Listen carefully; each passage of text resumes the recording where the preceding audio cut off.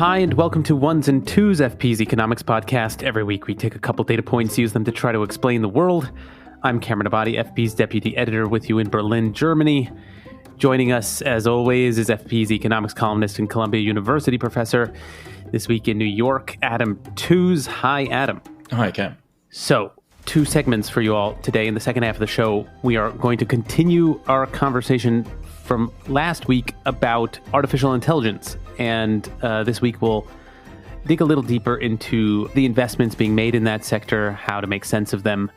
But first, another data point, and that is 20 billion, as in $20 billion.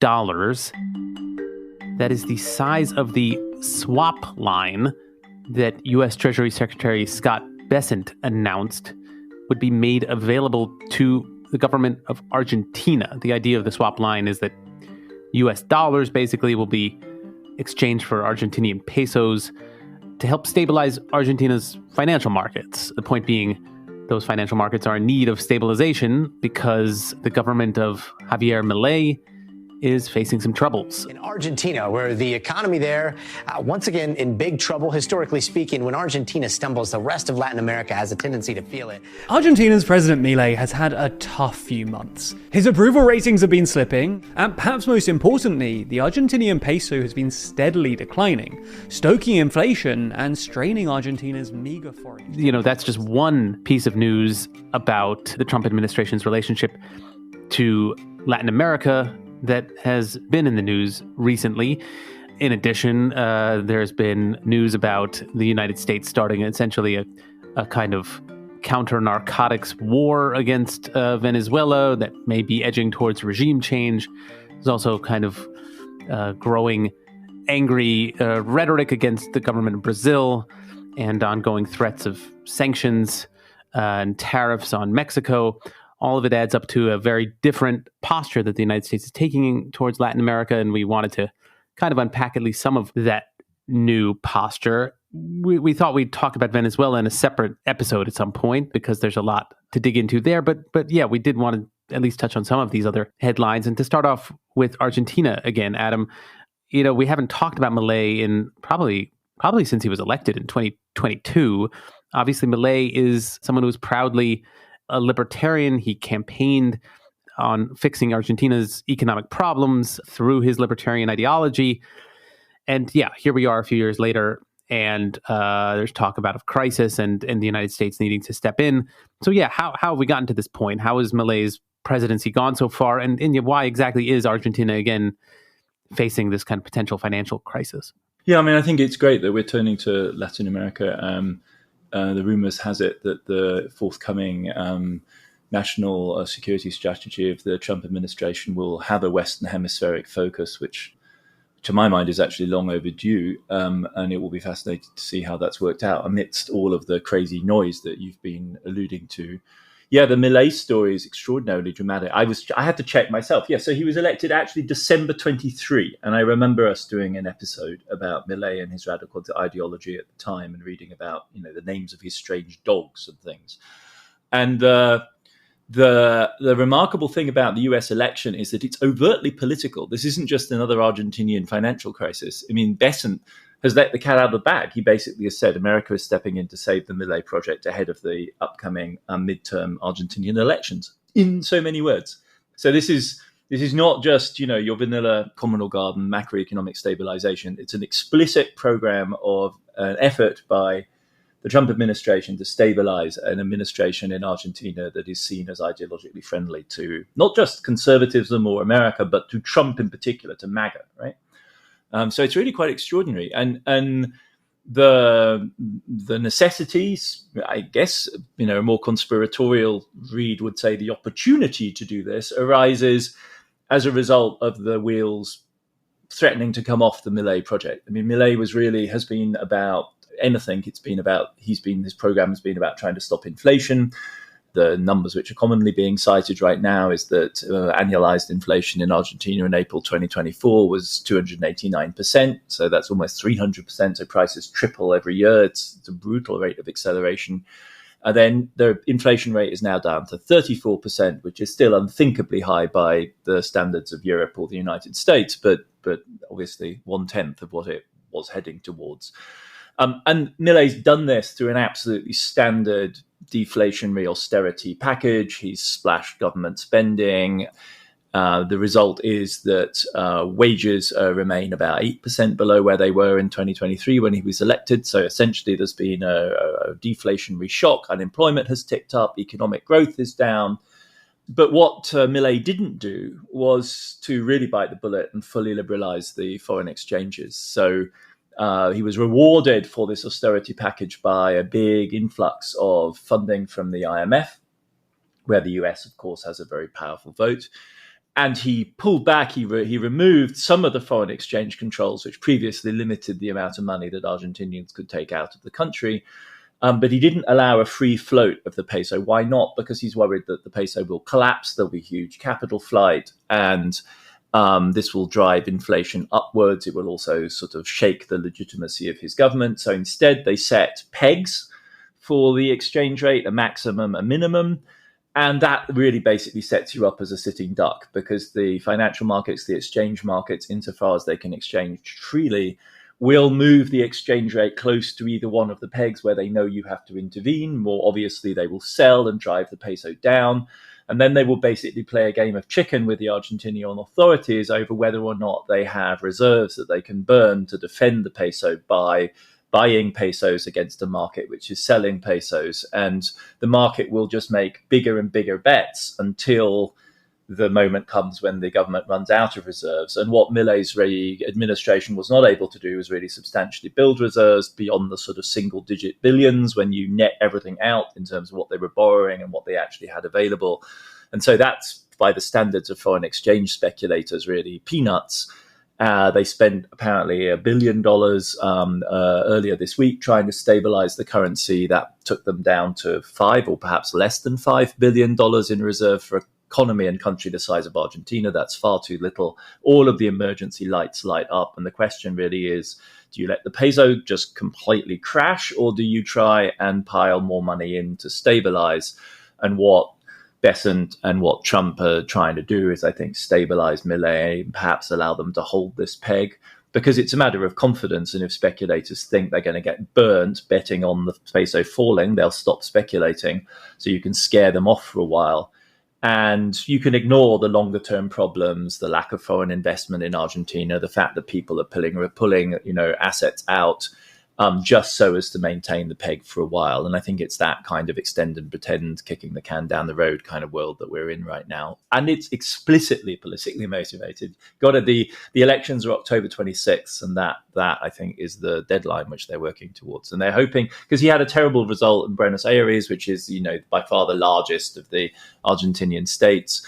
And so they're worried that he's going to have a crashing nationwide defeat, and they're hoping to stave that off. Okay, so if we were to look at this financial intervention by the United States in Argentina, if we were to consider it from the U.S. side here, I mean, what are the risks involved? I mean, is this intervention sustainable in the way you're describing, enough to kind of hold off this seeming crisis in Argentina? And are there historical precedents we should be keeping in mind as this gets underway? The way this is going to be sold is that and Besant has already been trotting out this line, is that this is a liquidity crisis. So it's not really a structural problem. So Argentina just has like a cash flow issue. And so there's no real risk in extending a loan in that situation. By extending a loan, you put out the fire, and then it turns out everything's actually all well. So the rhetoric on the American side will downplay the risks. The swap line lending is not really supposed to be lending, right? It's supposed to be exactly balanced, and there's supposed to be an unwind. And generally speaking, swap lines are not done into a situation which there's major exchange risk. Presumably, the Fed is going to get insurance against whatever risk it's taking in extending dollars. The details of this are a little unclear. Besant also said that America would, if necessary, buy Argentinian dollar-denominated debt, which is a much larger kind of undertaking.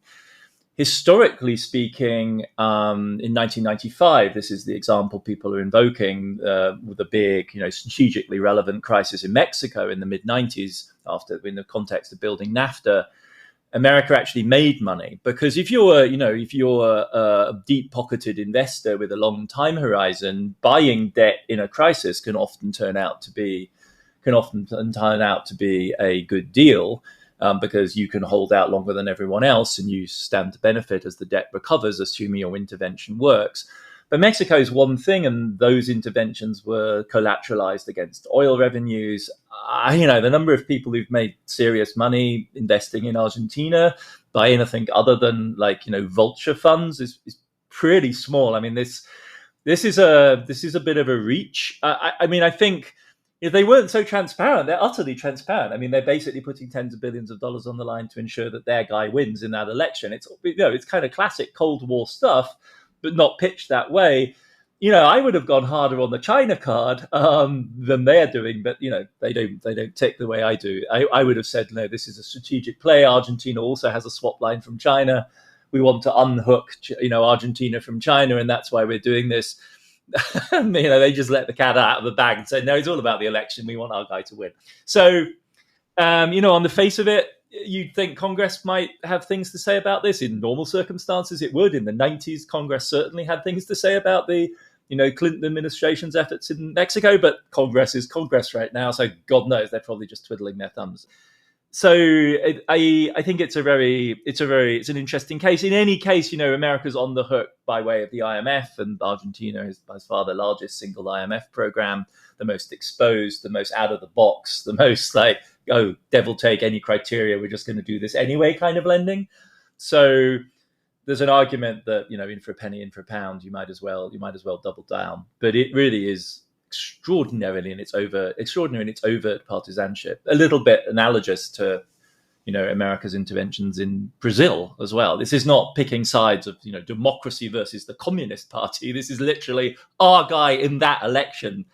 That's the one we want to support. It's very crude. Yeah, I mean, I guess, except that there's no indication that the United States can control the outcome of the election. I mean, it can extend this money. No, none whatsoever. Yeah, and if I was the opposition in Argentina, I'd be playing this as hard as I possibly could. If it goes against what the Trump administration is hoping for, it's not like they can ask for the money back or sort of change the terms at that point, right? I mean, so I guess there are political risks involved in that sense too. And let's be clear. I mean, this kind of relationship to Argentinian politics is endemic, right? So this isn't the first time.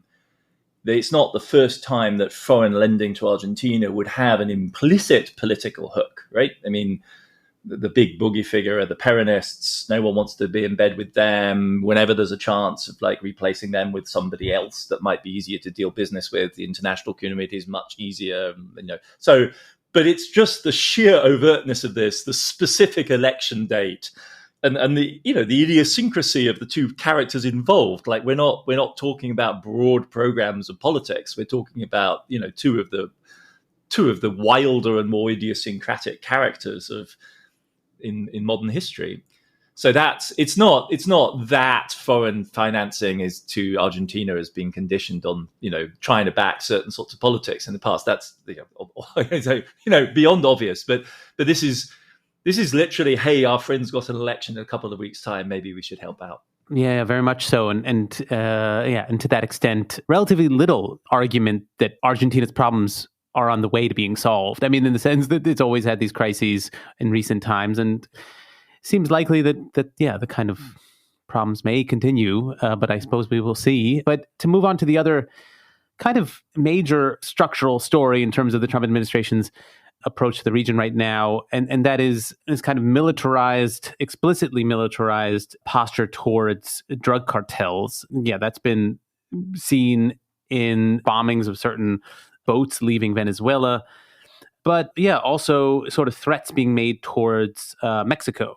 And this kind of war posture is in some sense new, and it has gotten other states in the region to respond defensively. But if we were to take Mexico as an example of one of the countries on the other side of these threats, I'm curious about the history of U.S.-Mexican relations when it comes to dealing with drug cartels. I mean, Mexico is obviously wants to defend its sovereignty, but doesn't Mexico also have a history of sort of collaborating with the U.S. on fighting drug cartels, even in a militarized sense? Well, I mean, I think there are two, standout examples. We shouldn't beat about the bush or, paint in watercolors. There are two key battlefields, if you like, in the war on drugs, which America has pursued since the late 1960s with this relentless emphasis on trying to curtail supply rather than seriously addressing demand in the United States, and whilst doing absolutely nothing to prevent the massive flow of armaments from the United States to the region. Right, that's the basic dynamic here, and the benchmark for militarized massive intervention is not Mexico, but Colombia, right? So it's the Plan Colombia, launched in the late 1990s under the Clinton administration, then heavily backed by the Bush administration in connection then with the Uribe's government in Colombia, which was, engaged in not just an anti-narcotics, but a counterinsurgency campaign. And the US essentially at the time of the global war on terror, building a helicopter-based massive anti-insurgency counter-narcotics force in Colombia. And that is Mexico's nightmare. That's the thing that, is just never going to happen in Mexico, I think, under any circumstances. I mean, Mexico launched its own militarized campaign against the drug cartels in 2006. The crucial thing here is also Colombia is a major grower, and Mexico at this point is most important as a conduit. And the Calderon government in 2006 launched into, a heavily militarized program to fight those drug cartels, which, and it's staggering. I mean, we talk about the militarization. It already is. By the Council of Foreign Relations puts the latest figures I've seen, 460,000 people killed in the ensuing violence, right? So this is World War II level casualties for the United States since 2006. So that war is ongoing. That people are being killed by the thousands, by the tens of thousands every year. And America's involvement in that came in the form of the Merida initiative, which was launched in 2007 and came as close as we have seen so far to a kind of militarized cooperation. But both sides, up until the first Trump administration, were incredibly careful about drawing the line and navigating this, because from the Mexican side, the sovereignty issues are just fundamental to the Mexican state. Mexico didn't even extradite Mexicans to the United States until the Calderon government. So they really drew the line, unsurprisingly, right? Because Mexico's great nightmare is its overbearing neighbor. And the whole thing is then further complicated by NAFTA and the increasingly intense economic integration of North America with Canada and Mexico as the two partners with the US. And this is what the first Trump administration blundered into, and the increasing radicalization of the Republican Party has blundered into, compounded by the alarm around the fentanyl epidemic, which is another channel that runs through Mexico, with the earlier stages of production coming out of China in large part. And so by the final stages of the Trump administration, where things were going absolutely haywire, right, you have this massive rhetorical escalation against China. And at the same time, then the arrest of a general who was formerly the chief of the anti-narcotics campaign in Mexico in the early 2010s, without prior warning to the Mexicans that America was going to do this. Now, I don't know how solid the charges against that man are, but in terms of managing the politics of this relationship, it was just an incredibly crude kind of unilateral act that violated the understanding of the Mexican government and America. And this was the AMLO government in Mexico, which responded, of course, with an upsurge of patriotic resistance to Trump. AMLO himself was pursuing an effort to try and, on the one hand, strengthen the role of the military, and on the other hand, calm down the actual fighting in the major cartel regions. The Biden administration tried to stabilize. They had this incredibly anodyne bicentennial kind of pact between Mexico and the United States. And predictably, and I remember us talking about it, I wrote about it in the newsletter a year or two ago, as the fentanyl epidemic built, we saw this increasing drumroll of just utterly disinhibited talk in the American Congress about the possibility of essentially American military strikes into sovereign Mexican territory. So this isn't new to the Trump administration. It's been building within their camp in American politics for some time. And it would constitute the most egregious destabilization of, the prevailing norms of politics and international relations in North America.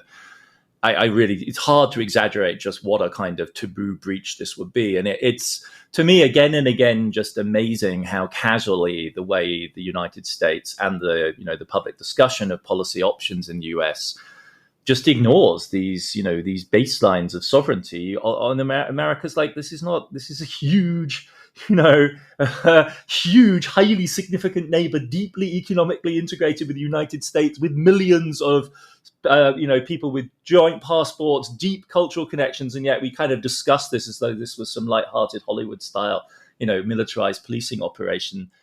When in the end, obviously, the entire drama is driven by, the rampant demand for narcotics in the US and the supply of unregulated guns. It's absolutely mind-boggling again and again when we come back to this. I was looking at the mortality numbers this morning. I just sort of plunged into, this is a war. This is a big, militarized conflagration claiming hundreds of thousands of lives. And it's not even fair to say it's on America. This is our life, our community. Erica, who's cleaning my apartment right now, is like, this is her world. So anyway, it's mind-boggling. But we could be in that zone. Who knows? You just can't rule anything out, can you? Yeah, it is remarkable in this sense how Mexico has responded to the Trump administration's general approach of bullying in general, the threat of tariffs more specifically, how Mexico has responded versus another country in the broader region, Brazil, which has been much more strident in refusing to submit to any of this bullying, refusing to concede anything to Trump's threats. Mexico generally is sort of taking a more conciliatory, diplomatic approach versus Brazil. And I'm curious, if we were to compare these two countries, which has been more effective ultimately? It's all about, what your objectives are, right? I think there are two things to say. The first is the baseline, and everyone in the United States needs to understand this, that right now you have nothing to gain as a politician in any of America's neighboring countries by appearing to be cooperative with the Trump administration. Like, it's the bottom line here is that the most tempting and most obvious option for any politician running for office in any of these countries, outside the kind of weird Milei clique, will be to take an anti-American position, right? So what Lula has done is like the most obvious thing in the world. So the question we have to ask is like, why is Sheinbaum or Mexico not doing that?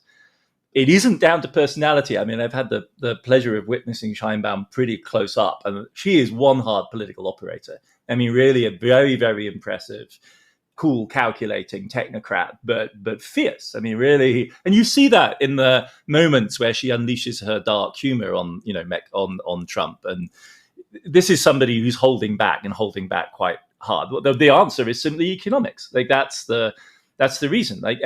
Brazilian exports to the United States are 2% of GDP. Brazil is a very, very long way away from the United States, 4,700 miles, capital to capital, right? Brazil doesn't exist in a North American world. It's quite it really, really doesn't, right? It's Portuguese speaking. It's, in some ways, to me, more reminiscent of Southern Europe. Like, it doesn't exist in a world which, unlike in Mexico, which feels incredibly North American, for good reason, because US exports to the United States constitute 30% of Mexico's economy. So, Sheinbaum and anyone responsible in government in Mexico has to walk a very fine line. It has to measure their responses very carefully. And if they're responsible and in considering the broader picture of Mexican business interests and societal interests, has to walk this line very closely. Now, from the left, you might say, well, Mexico would just be better off cutting off relations with the US, and the relations with NAFTA have been very lopsided.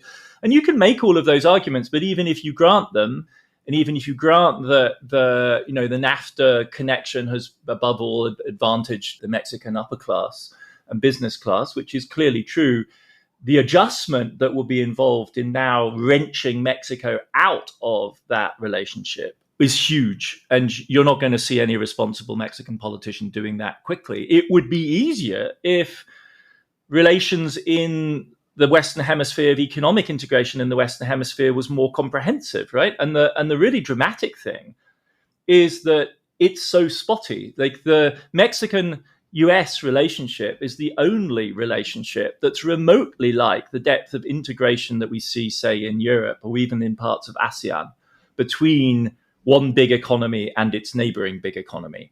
The extraordinary thing about Brazil is that exports from Brazil to the United States are 2% of the Brazilian economy. And that's not simply that, Brazil doesn't trade that much with the US. It's also that just Brazil doesn't trade very much as a share of its GDP. Like trade with China, from Brazil's point of view, is only about 5% of GDP. And that's by far and away its biggest customer for its agricultural exports. So the point I'm trying to get at is that Mexico would have far more options if Central America and South America were actually a more powerful economic unit.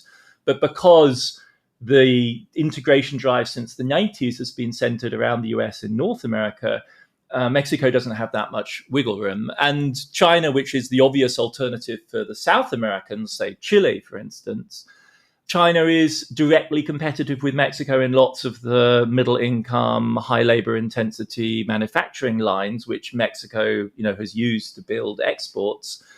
And, Mexico's a big player now in the automobile supply chain of North America. And so it's also in the crosshairs of the Chinese EV boom. And so that makes Mexico's position doubly difficult. It's not only that it has this heavy dependence on the US, but it also has very few other options. And that points to structural deficits, failures, one might say, in the economic development of Latin America more broadly.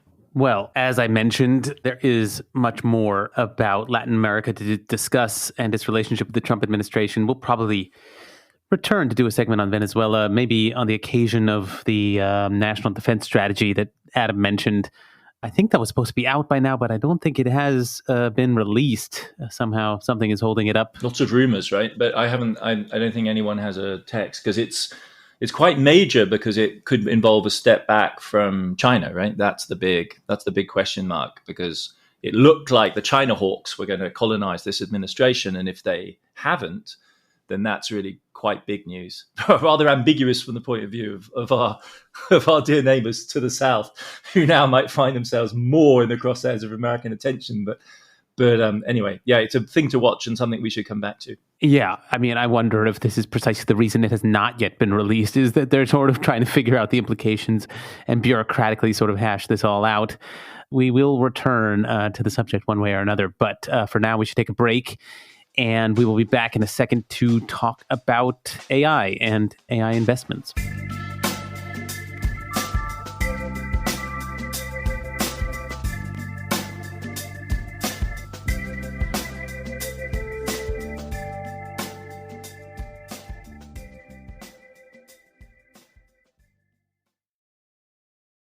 Hi, welcome back. Our next data point is 100 billion, as in $100 billion. That is the size of the investment that was announced this week by the chip maker NVIDIA in OpenAI. This has fed fuel to concerns that the AI sector in general is experiencing a financial bubble that could burst at some point. That's because this investment has been described as a sort of circular investment, in the sense that OpenAI is one of NVIDIA's customers, and by investing in OpenAI, that money may just be fed back into NVIDIA. Yeah, we wanted to continue the conversation from last week on the economics of artificial intelligence. And yeah, we didn't really get to take a closer look at the bonanza of investment that's happening in this sector. I mentioned the extent of that investment last week, extending into the trillions of dollars in the years ahead. And Adam, I wanted to start off by asking about how to make sense of this investment. Obviously, there have been other examples of major investments on this scale before in history. We could think of sort of railroad technology that's been cited in the 19th century that provoked this scale of investment or comparable scale of investment. But I'm curious whether AI is distinct in a certain way, because as I was trying to think about this, it struck me that there's potentially a distinction in this AI investment between money going towards research in AI and money going towards deployment of AI. Obviously, this investment goes towards spreading the use of AI, but it's also going towards growth of the kinds of data centers, growth in the kinds of the compute, to use that term, that's actually improving AI in the first place. And so it just seems like this investment could be thought of as going towards research rather than a kind of spreading of AI in the first place. But how should we make sense of that distinction when it comes to these investments?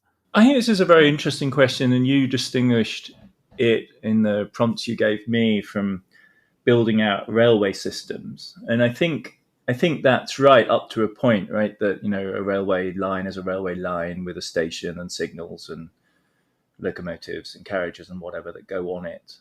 But even when you think about building out a railway system, the more system you get, the more integration you get, you hope, presumably, like nonlinear returns to that, because the system becomes more useful. A system with 10 points of connection is not 5 times more useful than one with only 2 stations on it. It's an entirely different world. And so I think any large scale investment to a degree has this property that you end up with something. If you're fortunate, right, you can also have investment projects that go terribly wrong and where you end up with less than you hoped for. But in some senses, in the doing of it, you expect to gain greater efficiencies, improvements. Scaling up is you hope will produce scale effects of various types. And LLMs are learning mechanisms. So investing in them, you could say, is like investing in a lab or a university, or, well, it's somewhere, or an office, I was going to say. So investing in an LLM could be thought of as a sort of symbol producing. You're investing in a symbol producing mechanism like that, like a printing factory. But this one can do the combination of the substance of the text. So it's perhaps more like a university or a lab. But then the crucial point to make beyond this sort of elastic notion is that once you finalize a model, that model at that stage is fixed. So if you're using ChatGPT 5 or whatever, you're using a model that has been perfected on a certain database, has a bunch of parameters which are all fixed. And that is no longer changing. So as an individual user, it can do some, if you set the right settings, it will begin to remember your habits and remember the searches it's done for you and so on. And it can retrieve new information from websites. If you've got the right settings and you're paying for the right level, it will do more and more of that. But it doesn't retain much of it, strikingly. And what isn't happening is that the underlying parameters are not being constantly updated, certainly not in the versions that are customer facing. Behind the scenes, maybe that's going on, but in the stuff that one's using, that's not what's going on. It would simply be too unstable, too at risk of hijacking, and maybe prone to some really, really alarming behavior if it continuously updated under the pressure of everyone using it. So that's not what's going on. For a given interface, whichever one you're picking, DeepSeek, ChatGPT 5 or whatever, that there is as a background stability, and that's what most of the investment went into building. I see. Okay, yeah, that the models themselves are fixed, but the parameters, I thought the parameters increase with increased deployment, or is that basically the model that you access if you go online and go to DeepSeek is in its current configuration a fixed model. That's as far as I mean, and it's possible that we've all both barking up the wrong tree, but as far as I understand it, it's a fixed model. It's an application.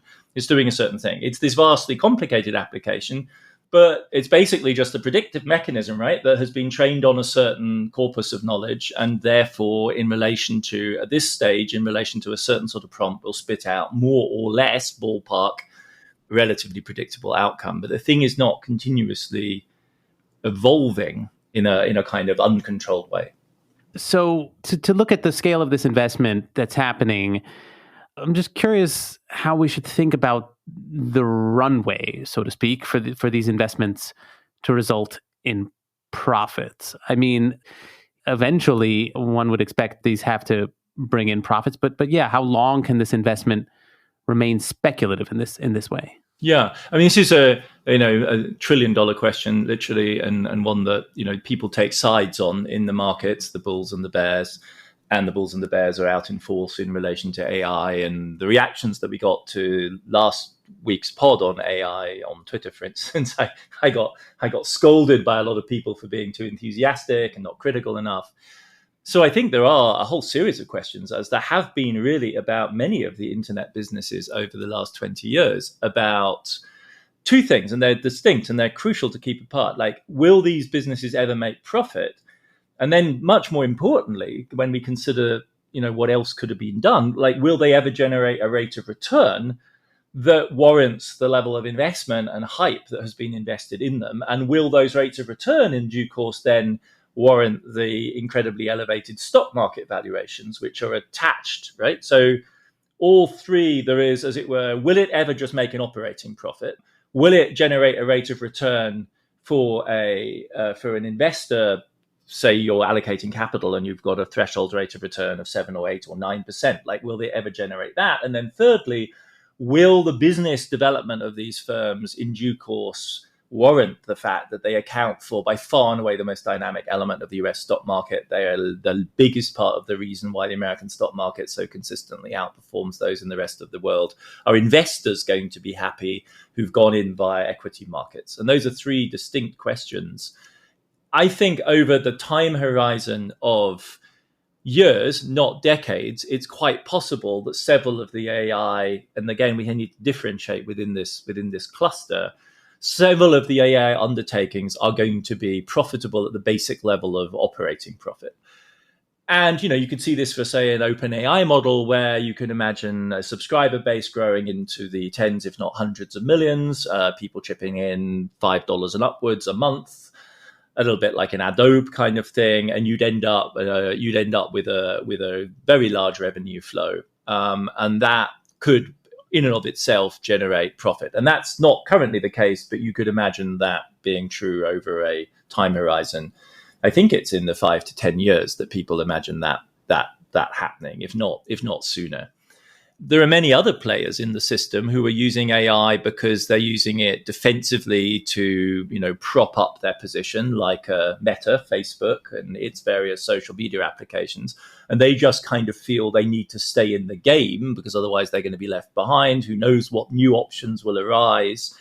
They're not doing a precise calculation because they already have a successful business model. They fear there's far too much risk in not being involved. So you plunge in.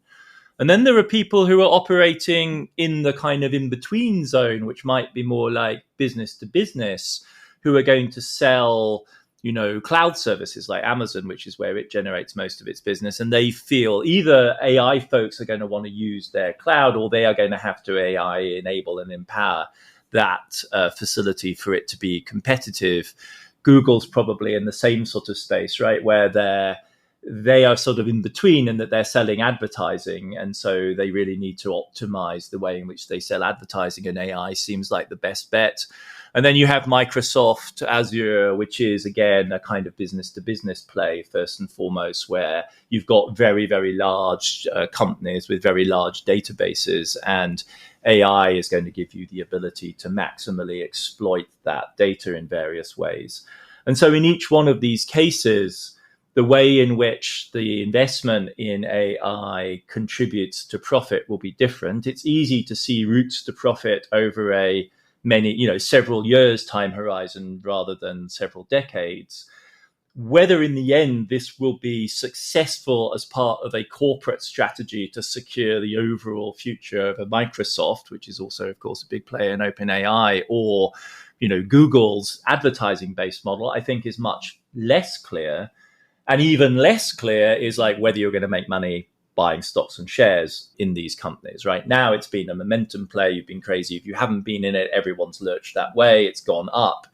But the valuations are a little worrying unless the other two things materialize, unless the profits and ultimately the rate of return materializes. It might very well turn out to be a painful bust. It wouldn't therefore be necessarily a waste of resource. We could end up with an extraordinary technological experiment, huge capacities we didn't have before. Who knows how those could be employed? I wouldn't think of this as a tulip style mania, but is it a venture on a new technology with alarming potential implications with an uncertain commercial model? Yes, but that's also, I think, what excites people. It's like they don't know what's going to come out of this. And that's, if you've really got money to burn and you've really got, and you're in this business of trying to shape the future, you don't want to not be there because you don't know exactly how this is going to work out. That's topsy-turvy thinking. You want to be there precisely because it seems quite likely this will shape the future and no one knows yet. And that's why you need to be in.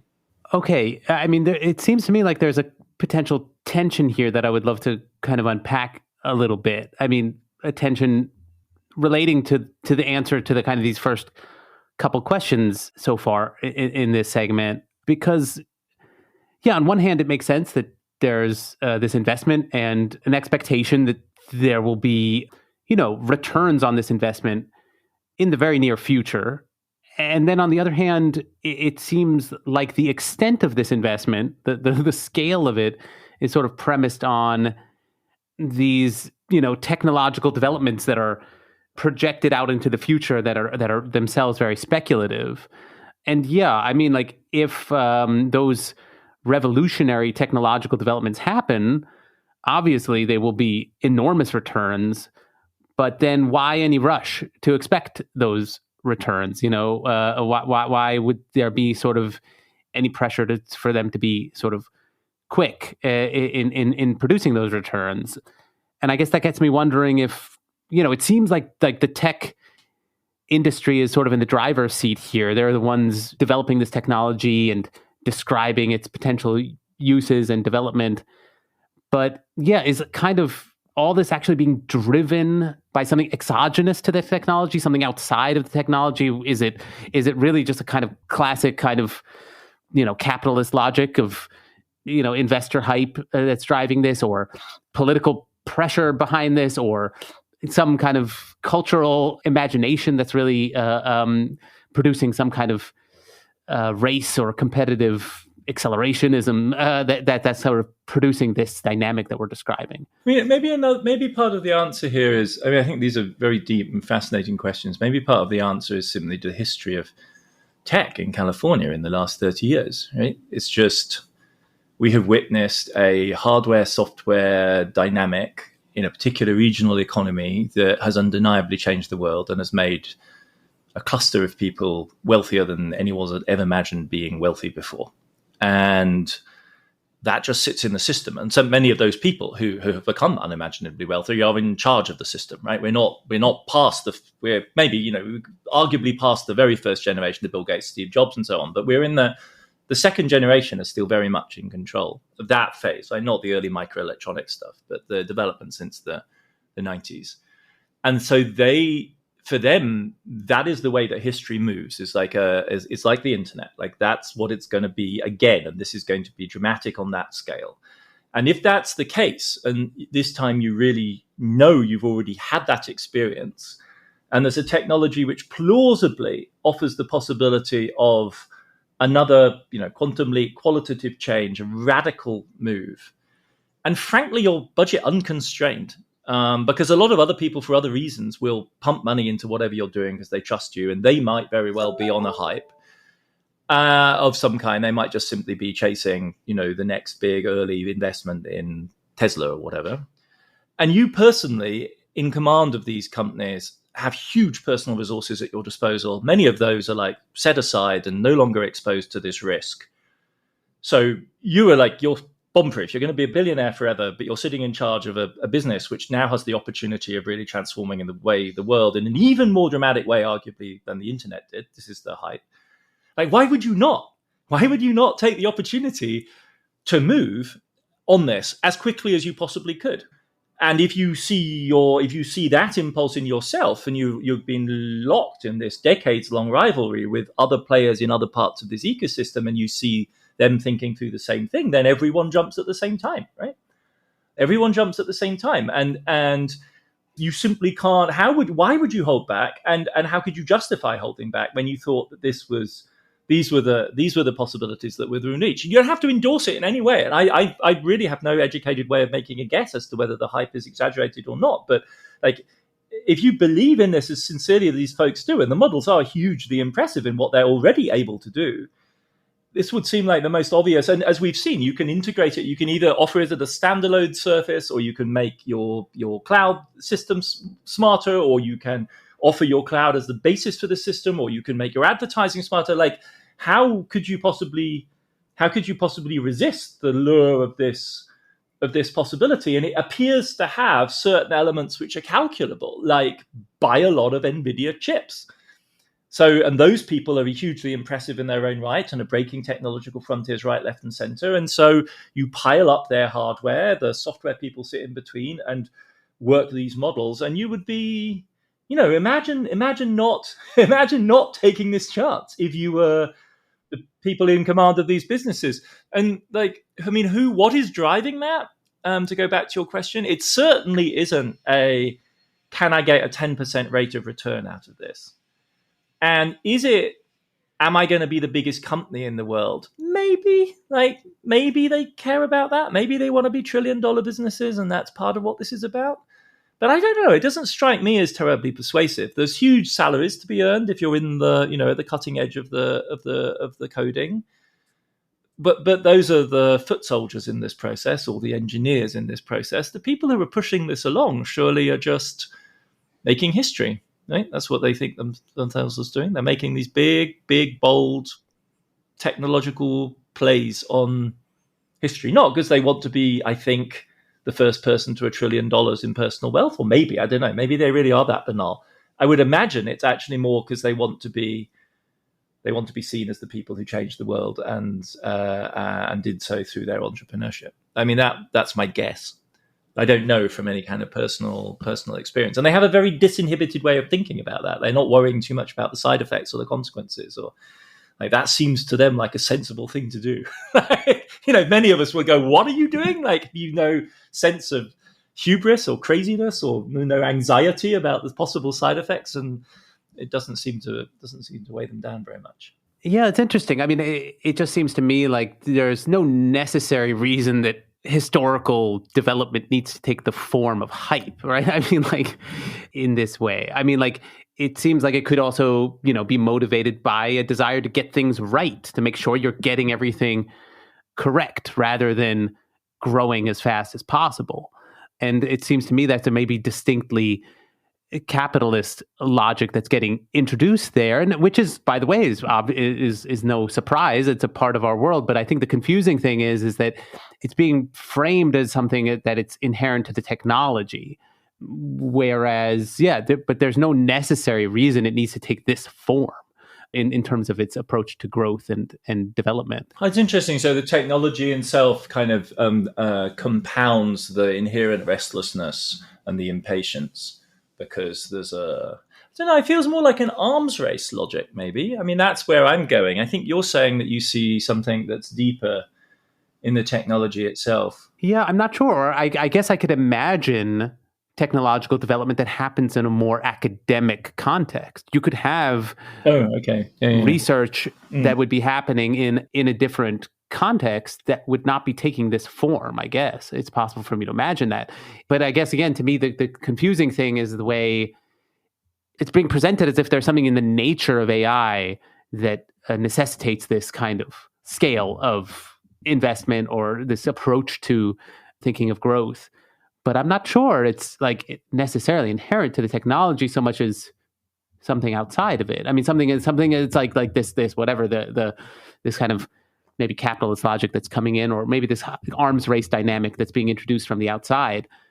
Anyway, I don't know. It was just something that I was wondering about, and I think you helped clarify it. This idea, I think you're right, that history, this idea of history, but again, there's different ways of making history, I guess, as well. But I guess maybe to come back to the point I started with the data point, this new investment that was announced by NVIDIA into OpenAI, the idea that this is a circular investment, and the question of whether this is a sign of a bubble in this sector. If this in fact is a kind of bubble that has been blown up in artificial intelligence, what does the history of bubbles kind of suggest about what would be left behind if this bubble pops? Could this nevertheless be something that we should consider productive? Yeah, I've been puzzling over this NVIDIA OpenAI story. So basically the story is that NVIDIA, which is the world's most valuable publicly traded company because they make these incredible chips, said they're going to invest $100 billion in OpenAI that would allow the people behind ChatGPT to use the chip makers' fancy chips to build even bigger data centers. And people go, okay, this is like feeding on itself, right? So you could say NVIDIA was buying demand for its chips. So you imagine the investing public going, OpenAI getting investment, yip-de-dee, I love OpenAI, I should buy OpenAI. And then they see NVIDIA with a new customer, and then they go, oh, yip-de-dee, I should buy NVIDIA. NVIDIA's got a new customer. Whereas in fact, what's going on is that NVIDIA bought OpenAI with a view to supplying OpenAI, presumably on privileged terms, with its chips. And so there's a kind of element of double counting going on in the markets. I mean, as an instance of industrial economics, I don't get the worry here. This is just vertical integration. It's like a steel maker buying an engineering firm. And the steel maker maybe wants to sell steel in engineering form rather than in the form of just raw steel. It maybe wants to learn from owning this engineering firm. And the engineering firm might want privileged access to a certain sort of steel, and the whole thing forms a better unit. And there's an awful lot of industrial economics about why that would make sense. It's circular to the extent that when the steel firm buys the engineering firm, it's buying a customer. But there's a powerful industrial logic to that combination, and it seems transparent why NVIDIA, which is presumably just flush with purchasing power, would want to buy the, one, if not the leading AI player in the Western space, or buy a substantial stake in it, so as to have privileged access to what's going on at the cutting edge of AI research. It may just think it's a good investment, right? But I think the hype arises from the double counting, from the market just kind of like goldfish terms going, oh, money in OpenAI, great. Oh, NVIDIA, new customer, great. Oh, I'm feeling good about both these things. And you're basically just you're double counting. If that's happening, it's definitely bubblish. If it's not happening, it's just, it seems to me, a fairly normal process of industrial vertical integration. As to your point more generally, I think this is really a very interesting point. I've been gnawing away at it for a long time, because I wrote this book about the 2008 financial crisis. How was that different, for instance, from the dot-com bubble of the late 90s and the early 2000s? And one of the answers is that the 2008 financial crisis left a bunch of housing behind that no one really felt that good about, whereas dot-com, you would say, got metabolized within economic growth because in the end it was one of the driving forces of the internet as we know it today. And I think our problem here starts with tulips, because it's the early modern Dutch bubble in tulips, which was this huge, rage in, I guess it's early 1600s Amsterdam, has left this image of irrational speculation where people could just bid up the price of tulip bulbs, and then all of a sudden you discover it's just a plant, it's just a flower, and it's not worth a fraction. So the kind of Bitcoin or non-fungible token kind of phenomenon. And I think, that's really, it's not doing justice to tulips, because there was actually quite a lot of biotech, early modern biotech in the tulips. And so with the tulip craze went hand in hand a bunch of agricultural innovation, which turned out to be quite useful. And in general, that image of bubbles as being nothing more than a psychological, a bubble, just a kind of imaginary site, is very unhelpful for thinking about economic history, because in the vast majority of cases, there is real change that's brought about, and that has long-run consequences. We spend too much time on the flows, not enough on the stocks, too much on, price hype, and not enough on the underlying trends of development. And, there's undoubted, it seems extremely unlikely that there isn't an element of hype about the current development. And I'm not trying to downplay that. And I'm not trying to downplay the chances of a crash. And I'm not trying to say that it's obvious right now where these AI applications are going to be. And even if they do emerge and they are profitable, they may be so radically damaging to the existing social order that we may come to regret them anyway. But the scale of this and the sorts of things the money is being spent on have about them more the big construction booms of the 19th century or the railway boom than they do a kind of purely epiphenomenal, psychological, NFT, Bitcoin style boom, which is really nothing more than speculative bids and you betting on somebody else also making a speculative bid. That isn't what's going on here. People are jousting over visions of how to make a future, and they're doing so, as you say, Cam, like in this like grotesquely exaggerated, high speed, brute force kind of way, you might say. Economics are going to come in here. Prices are going to do their work. It may very well turn out we don't need half the data centers we think we currently need. All of that's undeniably true. And I think that's why this is real economic history and not just gamesmanship. Yeah, it gets me thinking we could use two different words to describe those phenomena, the purely speculative bubbles and the ones that are actually contributing to history. Yeah, I mean, I prefer boom rather than bubble, to be honest, because I think bubble does have that sort of, that's the beauty of them. They're gorgeous until they burst. But that's not quite what's going on here. You'd need a boom that somehow also includes some retraction, right? I mean, like not a boom with a sort of ever accelerating Big Bang kind of boom, I guess. But anyway, food for thought. I guess this particular conversation needs to come to an end, but won't be the last time we talk about AI and the economics of it. As we've been talking about, it's obviously changing our world. So we, of course, will be back next week with new topics. Ones and Tooze is written and edited by Adam and me and produced by Claudia Tatey. The show is made possible through the support of foreign policy readers and Ones and Tooze listeners. As always, we love getting listener feedback. You can leave voice messages on the Ones and Tooze homepage on foreignpolicy.com or email us. That's podcast@foreignpolicy.com. Or you can tweet us. That's @onesandtwospod. I'm Cameron Abadi. Thank you very much for listening, and we'll be back in your feed next week.